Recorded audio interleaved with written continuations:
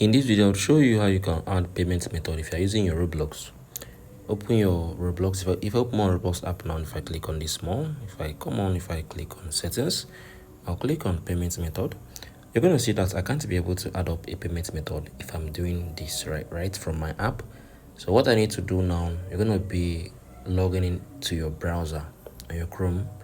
So we're going to be using the roblox.com. So go to your roblox.com.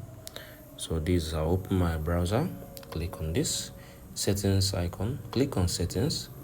Once you click on it, wait for it to open up. So once that's opened up, now what you need to do, click on this. You're going to see payment method, click on it.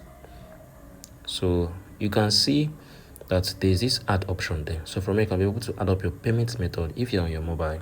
If I still go back to my Roblox account, you can see that I can't be able to add up if I'm using the app, right? But you can be able to do that if you're on your browser.